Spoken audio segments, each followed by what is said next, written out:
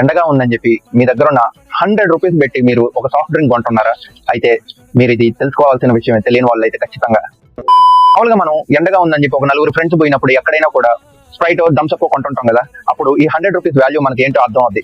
మీరు కానీ ఒక 20 రూపీస్ పెట్టి ఇటువంటి స్మాల్ పాకెట్ బాటిల్స్ అనుకుంటే అప్పుడు ఇవి మీరు ఒక 5 కొంటారేమో కదా. అంటే ఈచ్ బాటిల్ 250 ml అనుకుంటా. అప్పుడు ఒక 5 బాటిల్స్ చూసుకుంటే అరౌండ్ మీకు ఒక 1 లీటర్ నుండి 1.5 లీటర్స్ అంటే 1.2 నుండి 5 లీటర్స్ వస్తుంది కదా. ఇలా ఒక స్మాల్ బాటిల్ కొంటే అదే ఈ 100 రూపీస్ పెట్టి ఈ ఒక 2.5 లీటర్ బాటిల్ కొంటే ఎంత లాభం వచ్చిందో చూసారా? అంటే ఇక్కడ కంపెనీస్ కూడా చూడండి ఎంత స్ట్రాటజీగా ఉపయోగిస్తున్నాయో. అంటే మన కన్వీనియన్స్ కోసం ఒక స్మాల్ బాటిల్ ఇచ్చేసి మనకి ఎంత లాస్ చేస్తున్నారో చూసారా? క్వాలిటీ వైజ్ గా చూస్తే ఈ క్వాంటిటీ కూడా అన్ని కూడా అంటే దీనికి చూసారా ఎంత డిఫరెన్స్ ఉందో. ఇది మీరు ఆల్రెడీ గమనించారా? అంటే ఈ పాటికి చాలా మందికి తెలుసు అనుకోండి, బట్ తెలియని వాళ్ళు కూడా ఉంటారు. మీరు ఇది చూడండి, అసలు ఒక 20 రూపీస్ పెట్టి ఈ 5 బాటిల్స్ కొనడం బెటరా, లేకపోతే ఇంత పెద్ద బాటిల్ కొనడం బెటరా? మీరే చెప్పండి.